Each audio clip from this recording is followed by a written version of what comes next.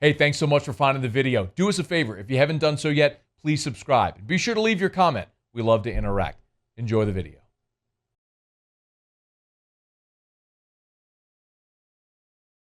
Mike, let's start with some of the personnel shifts over on Airline this week. Some undrafted rookies signing, one guy retiring. I would love your thoughts on Lorenzo Neal, a guy we talked about earlier this week. I read about him in the M&D draft report. Is that a guy you think might actually have a shot to play on the interior with this defense? I think he's got a shot, certainly as being a rotational player. He's sort of built like his dad. Short, squatty, man, he is really pieced together from the upper chest and to the knees. I mean, you just take a good look at him. That's what his dad was. I mean, exactly built that way. He was a productive player at Purdue. His job was basically clog up things inside, stop the run. He was never a great pass rusher and is never going to be one. But tell me a guy other than Onyemata that you think will be for the Saints inside. Yeah. So I think Neal's got an opportunity here. Certainly an opening. They love some versatility. That's something that you can see that they're sort of moving toward. And he got downgraded because he's not prototypical size wise, but he can play. And he was a really tough guy inside. You talk to these coaches in the Big Ten that had to go up against him. Man, he was a load when you tried to run the ball inside on Purdue. So he's got that opportunity, and he's a good technician. He understands the NFL way. Okay, Kay, you're not on scholarship no more. You're fighting for your life, football life, every day.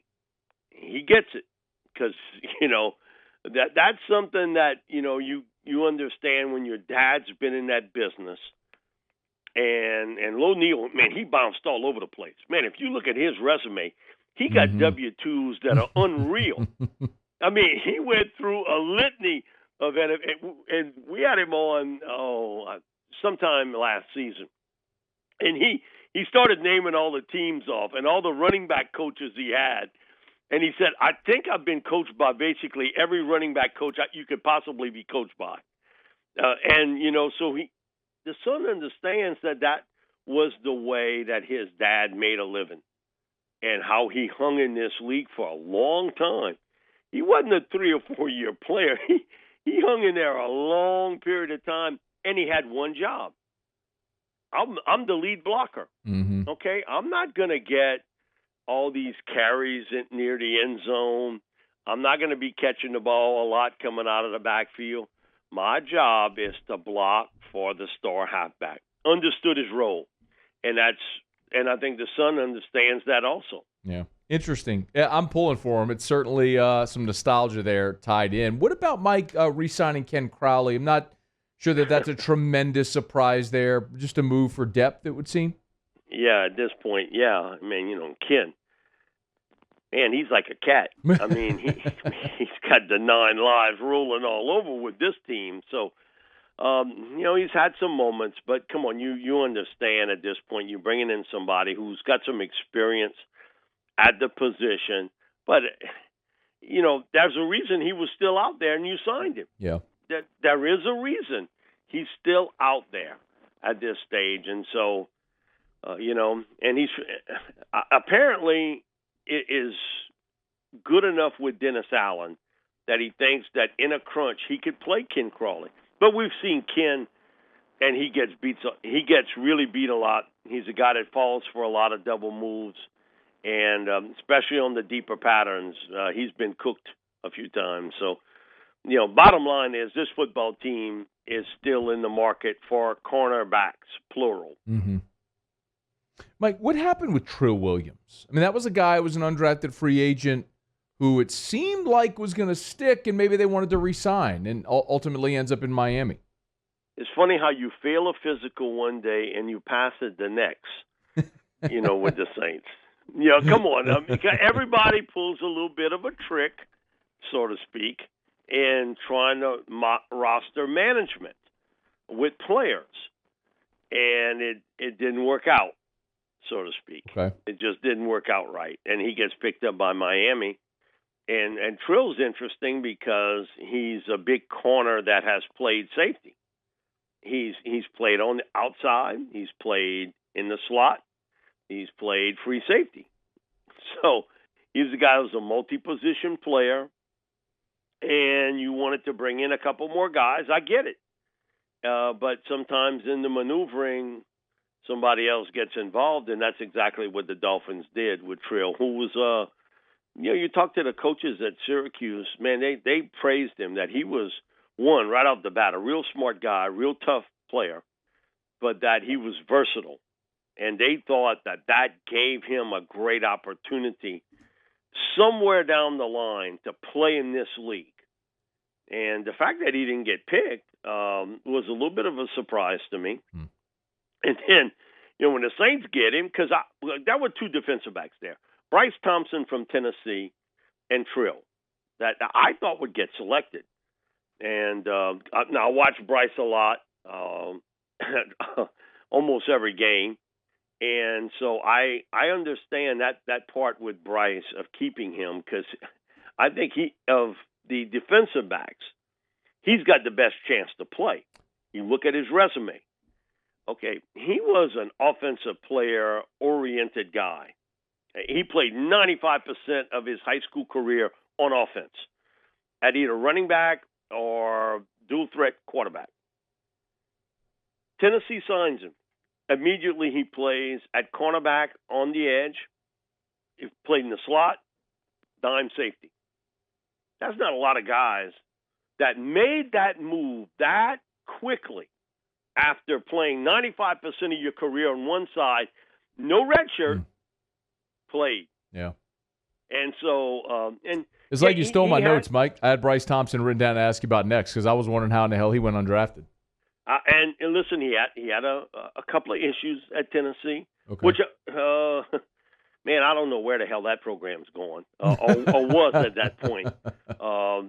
And that's a major rebuild on that. And, man, you got to get in the ring when you look at the top players from Tennessee.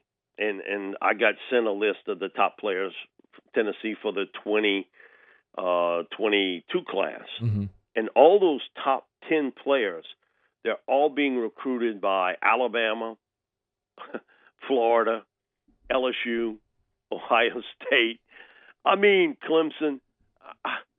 Man, you better be a great salesman there to sell that, because that's tough, because you've seen a lot of attrition away from Tennessee.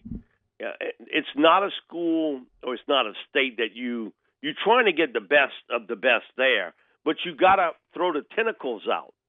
And that's what I think people didn't get with Phil Fulmer. He had deep tentacles in Louisiana. He grabbed players from here, out in California, Florida, in the Carolinas, Kentucky. They were all over recruiting. They were really a national recruit team in many, many ways, and heavily involved with players in Ohio. Since then, what's happened? It's dried up, and a lot of those top players from the state have went somewhere else. Look LSU, Jacoby and Hampton, right? Mm-hmm. When those guys came out, they were considered top 10 players in the state of Tennessee. Adios. They left. So now you went through a fiasco of what happened in the coaching situation, and there's some stability there now, but it's to sell that. And you can say, oh, well, man, look how tradition. What tradition? Okay, for most of these young men who are 16, 17, 18 years old, what do they remember Tennessee football for today? Lane Kiffin, maybe? Maybe. On 1 year? Yeah. I mean, I'm not much. They you know what? They might have saw a highlight of Peyton Manning playing for Tennessee. But for them, for a teenager today, okay, sell me that you are going to contend for something. Now, the one thing Tennessee can throw out there that I think does help, you can come in here and play as a freshman. Because if every freshman really wanted to tell you the truth, they all think that they can come in here and play right off the bat, either as a starter or as a significant player in a role spot. That's not always the case. It's not. Now, for some teams, you have to, because you don't have maybe great depth. But for Tennessee, you're talking about maybe freshmen starting. Mm-hmm. That's a big difference. So that is a plus for them. But man, that's tough. And you figure that you could pull from north, south, east, west, and make it happen. It hasn't. And they've went through a litany of coaches. And listen, Lane, he saw this wasn't great either. He was out of there after a year. Mm-hmm. I mean, man, listen, I get a chance to coach at USC. I'm out. I'm going. And so we'll see what happens with this regime and how it's worked. But, man, they got a lot of people behind the scenes who are pulling and tugging and want tremendous power. And, Matt, I think that's a show for another day for us. But I do believe that is happening more and more in college football. Major benefactors, and we've seen it throughout the years, but I think even more today, people getting involved in athletics and having a major say in who becomes the head coach, who becomes the athletic director, who assistant coaches get involved, in the program with. And hey, I want you to sign this guy from this high school. That's where I went. My son's there. I want you to sign him. Okay, if you giving out $10, $15, $20 million a year to a school, you're going to tell that guy no? Not today's game. It's passing the collection. Everybody's doing it. Yeah. And you got a few people that have now gained tremendous power in these universities. And it's not about winning today. It's about the fact that I control a piece of that athletic program. It's about ego and power. LSU. They decide to allocate the final spot for the 2021 class to a Major Burns, safety from Baton Rouge, transfer from Georgia. Let's talk a little bit about Major Burns, the player. What's LSU getting here? Well, one, we talked about Major when I think he was a commitment to A&M, because I remember talking to Jimbo Fisher about him at one time. Texas A&M really wanted him. Mm-hmm. And then he commits to LSU, and I think there was some division in the LSU coaching staff about Major. It happens. Believe me, it's more the norm than the not. That people looking at certain things in a player may feel differently. He was a guy Corey Raymond wanted to sign. Mm-hmm. There's no question about it. Corey was a big advocate of Major Burns. And that wasn't totally agreed upon. And then Georgia comes in, swoops him up late. I think he knew when he signed there, looking at that roster, man, Georgia had a lot of experience at that safety position. So you were going to almost have like a redshirt year. And basically, you don't lose a year anyway, because 2020 is an eraser year, to be honest. It doesn't count. So you're bringing in a really good athlete. There were some people early on in the recruiting process that thought he was better at corner than at safety. I think he's a better free safety than he is at the corner position. He's a long, wiry athlete, good range. He finds the ball quickly in flight, and his turn and run skills are very good. And so here you're bringing in a player, and it's not, it's almost like the NFL version of free agency. Here you bring in a player who's got some experience. He played in 3 games last year for Georgia. Every day in practice, I do know one thing. Georgia's got some pretty good players on that other side of football.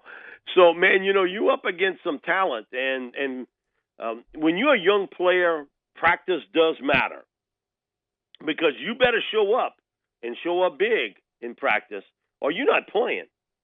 And so I think it's a really good pickup for LSU to get him. He gives you some depth and a guy that potentially could see a lot of playing time because you play so much nickel and dime coverage. You maybe 20% of the time playing in base defense. The rest of the time, either you're in nickel or in dime. How quickly he can pick all this up, we'll see in the fall. But, man, I like to pick up. Really good athlete. I think he's an excellent fit for this defense. And isn't he built like some of the other LSU defensive backs? Yeah, long arms, tall. Long arm, lengthy, good speed, rangy. So he sort of fits, the profile that you're looking for at that position. And you don't have a lot of guys there with experience, okay? Now, you do have Todd Harris, but, okay, once you get past there, you've moved, Jay Ward over to the safety position. Last year there was a lot of buzz about Jordan Tolles, but it never came to fruition with him. And then you signed certainly two of the top safeties in the country to come in, and also Matt also coming in from Point Coupé. So you got some challenges there, but here's a young man with some experience and enough that he's not a green rookie, so to speak. He's got some experience with that year at Georgia and in playing under Kirby and seeing how it's done at college level. Okay, this ain't high school football. It's not playing in your grandma's backyard no more. Okay, it's the real McCoy when you play in the SEC. And so I like to pick up. The only negative with this is you've got no parachute if something happens at another position. So that was going to be my follow-up, Mike. I think most people can agree they like adding some veteran depth at safety. The Major could be a really good player, but this is the last spot in the class now. So what do you think? Let's walk through that a little bit about roster position allocation there and where you look. I mean, where else might they have been looking for a spot if someone had come available? Well, that was a big-time linebacker. I'd sign him. I would go pick him up in my Jeep and bring him myself to the campus. Even having already gotten Mike Jones. Okay. Tell me what Mike Jones did in the spring. Well, he didn't participate, right? Yeah. Okay. So I got a lot of unknown about Mike Jones. Now, I saw him at Clemson, and he was involved in a lot of nickel-dime coverage, which I'm all for. Today, you got to have linebackers that can cover, Matt. Mm-hmm. If he can't cover, he can't play. He run out of downs. You got to watch or play on special teams.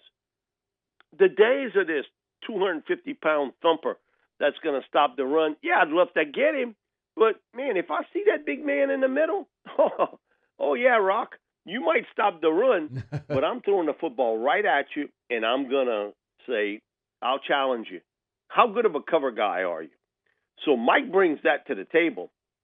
But we've seen nothing of that here at LSU. Hopefully he can fill that role in a similar manner that what he did at Clemson, and in, I think, maybe even a more expanded role.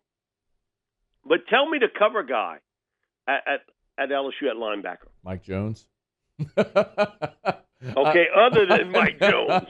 Okay, now Micah, I think Micah has got some ability there. And I thought he played well down the stretch, to be honest with you.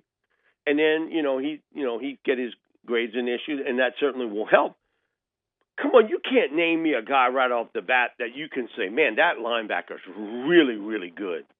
He's a first or second team All-SEC player. Come on. You can't do it. It's about potential. You know what that means? He ain't done it.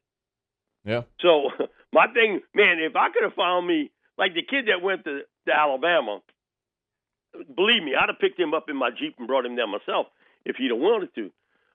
No, he's a guy that he steps off that UT campus, and he's starting at Alabama. You talking about To'o, the linebacker? Yep.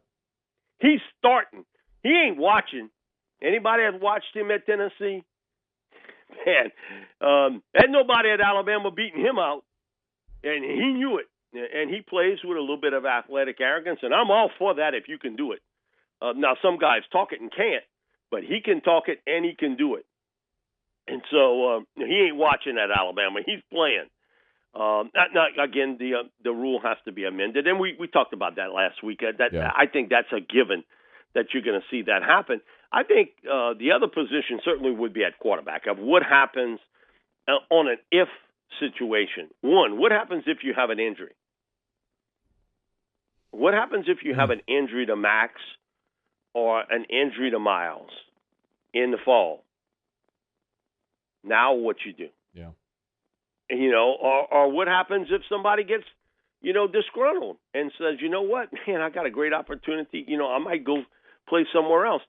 But, Ed's like every other head coach in college football. You facing that dilemma somewhere down the line. It's why Alabama coaches are lying and Auburn coaches are lying to T.J. Finley. It's an open competition. Oh, come on. Give me a break. And TJ, I think, is smart enough. He understands, he gets it, that these coaches will tell you anything to sign with them. But the reality is, and I'll ask it to you, do you think TJ, if he leaves LSU and goes to Alabama, that he's the starter over Bryce Young? No. If he goes to Auburn, does he beat out Bo Nix? I'll say no because Bo Nix has the experience, but I am curious what kind of quarterback Harsin wants. But I totally understand your point. Here's my deal with Bo Nix. If I find out you really said that to Finley, you know what I tell you? I stick you the middle finger and say, you know what? I'm going somewhere else. You got your guy. I'm out of here.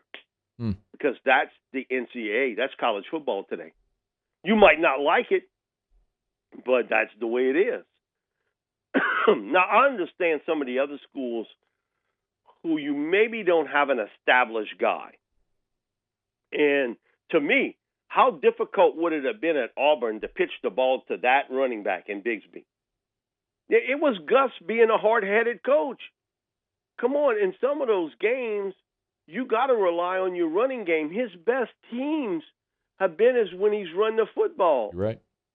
Why are you so hard-headed about this that I'm going to show you I'm going to beat it throwing? I don't care if we lose or not in some of these big games.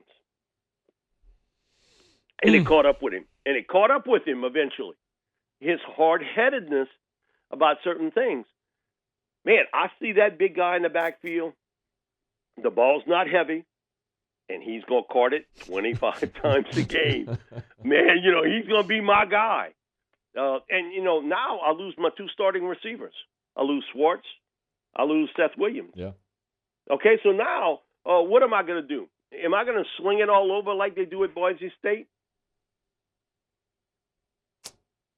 You know what? You know why they win? Because they can run the football. Yeah. I think they have a coach now.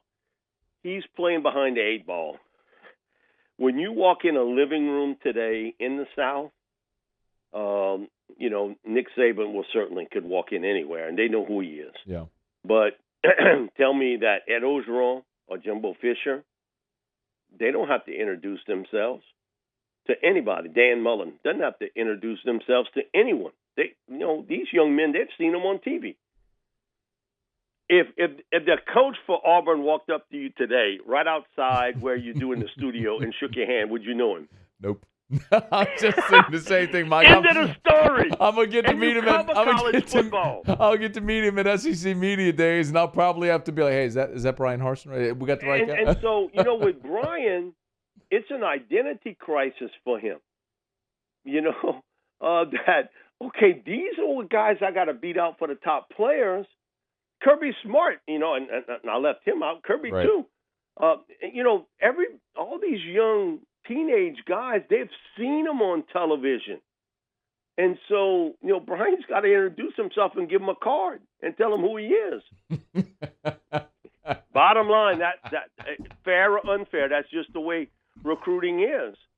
And it's going to be tough for him the first couple years. It's going to be difficult. And he better win, because what we talked about in the last segment is happened at Auburn. Influential alumni came in there and tried to run the show, and actually it was a coup. They took over. circus come to Jacksonville, man. Tim Tebow has signed his contract. He is officially a member of the Jacksonville Jaguars. All right. So, what do you think, man? Does he have a legitimate shot to make this team? It's a long shot at best. Okay. When's the last time he played? What, 2016? Yeah, 2015 maybe? 15 or 16. It's one of those years. For Tim, as a college player, you think back over the last 20 years in the SEC, and, man, you'd have to say his significance was really big in what he did to Florida's program.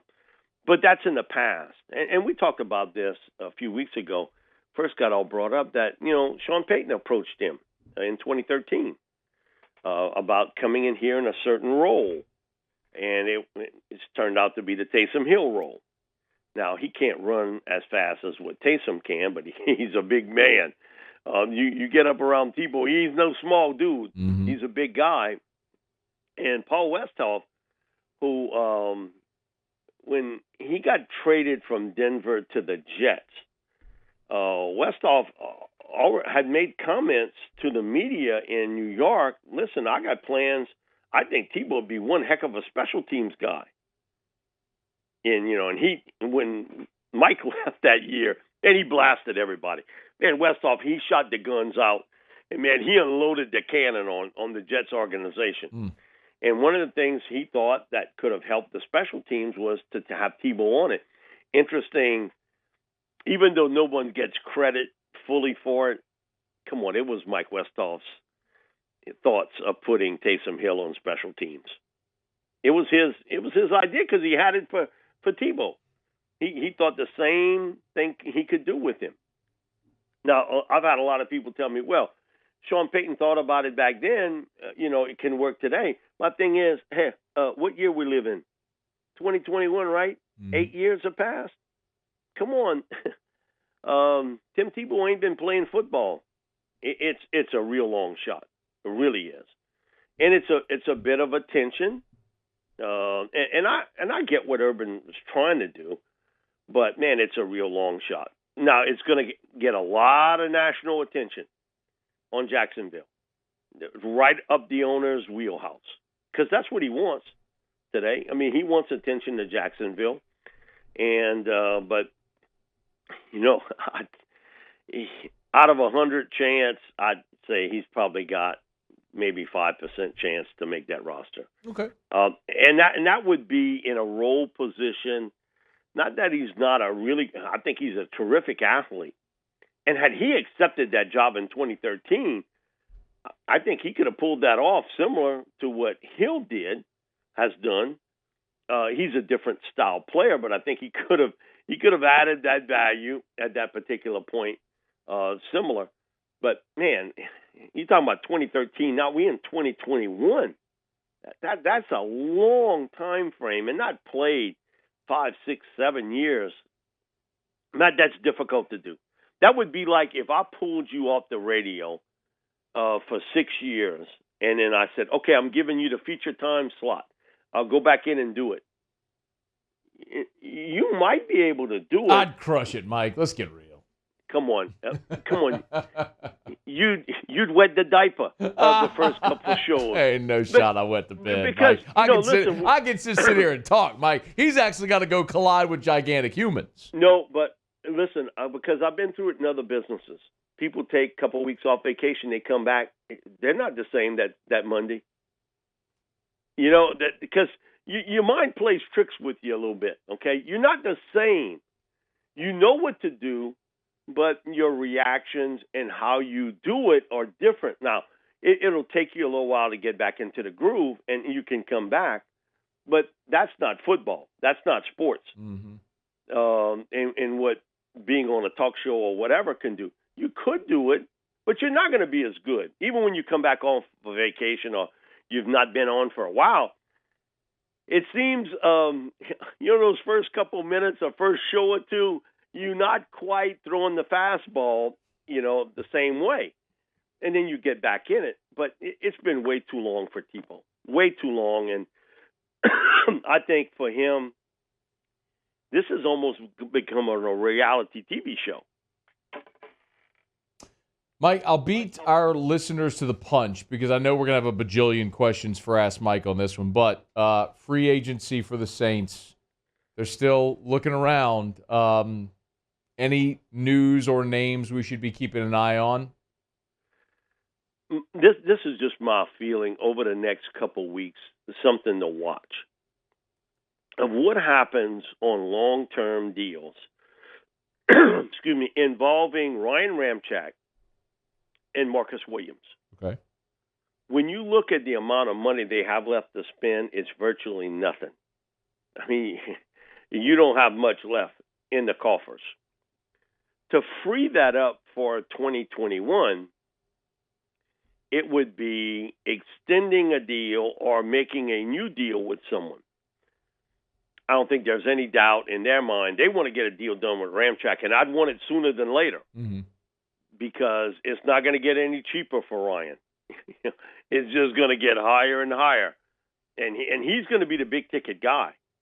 You might say, oh, it can't be a right tackle? No. Look what they're paying these tackles today. No, he is going to win the Powerball. And with Marcus, he's a guy that this coaching staff really likes. And they feel that he is a core player they want to keep around for a long time. Those two players, to me, are the keys to what they can do maybe a little bit later to sign a player. Or maybe make a trade for a veteran cornerback. Because you're going to have to free up money some kind of way. You've been innovative. You've kept most of your core players in place for 2021. But you don't have a lot of leeway now. I mean, just from finances, you don't have a lot of leeway. And I think that's the fact that you're not hearing something tells me something's going on. That's just the way Mickey Loomis works. He's not telling media people, oh, I'm on the verge of making a deal with this guy. He doesn't do that. He's very quiet in handling these negotiations. And you've heard nothing. Okay? Zero over the last, 2 months, maybe about extensions or long-term deals for Ramczyk and Marcus Williams. That's been brought up in conversation like you and I are doing, but I think that's the key to bringing in anybody new in 2021 that's significant. You've got to be able to be creative to create space, and doing that is one way. That's to make long-term deal with both Ramczyk and Marcus Williams, open you up some avenues financially in 2021, and basically committing to them long-term. And I think the organization is at that moment, they are more than willing to commit long-term to Ramczyk and Marcus Williams. Let's start with one from Steven, who asked for an update on Eric Gilbert. I'm stunned, Mike. Stunned that we got an Eric Gilbert question. You got any insight? None. All right. Glenn Laurie. No, but I think Eric is actually going to wait until the SEC makes that official, kind of compromise that I can go to another school and I don't have to sit out. Because I think he hangs out in the SEC. Mm-hmm. But you don't think he's back at LSU, though? I don't. Do okay. you? Mike, I have no. With that kid, nothing would surprise me at all. Okay, so if you got that much, and listen, I think he's a unicorn player as an athlete. Mm-hmm. But man, that how many times do we have to go through this? I'm with you. All right. Glenn Laurie says, ask Mike, have you seen Caden Jones, the left tackle at De La Salle? I have seen him, and I think he's a pretty good prospect. Okay. Ian Shaw, Mike D, reading good things about Trask in Tampa. How do you think that works out for him in the long run? They can protect him. He can play. The big question mark with Kyle has always been, can you protect him? Because we saw LSU game last year, Florida game last year. When they couldn't protect him, he was a sitting duck, and, he getting rocked around. Now, he can hum it now, no question. And he's a big man. He's no small guy. He can really throw it. and he can make all the NFL throws. The big question mark I had with Kyle, and I still have it, is, man, when they come at you and they take away the shark game and you got to maneuver around that pocket, how successful can you be? Robert Boudreaux asked Mike, where does Aaron Rodgers end up? Listen, I'm going to hang with this because I said it from the start and until it happens. I think he plays in Green Bay this year. Okay. Again, okay, I'm not dealing him to an NFC team. What does somebody in the AFC have to give me now to win? And, man, fans in Green Bay, they spoil rotten. They are spoiled because now you went Brett Favre, now Aaron Rodgers. Wait till they see Jordan Love out on that field. All I'm telling you is that that's a big drop-off. That's a Mount Everest drop-off. And do you want to be the GM and the president of that team, and I'm the one who pulled that trigger with Rodgers? If you in business, would you do that? Nope. And I wouldn't. My deal is I'll do everything I can to keep him because he gives me a chance to play for a championship this year. And if he's gone, I have zero chance. Kirk Taylor asked Mike, what would a long-term deal for Ryan Ramczyk look like? How much money? How long? How would that look? Probably a 5-year deal.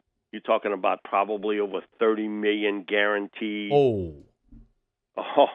It's going to be a major deal, and I'm talking about a major, major deal.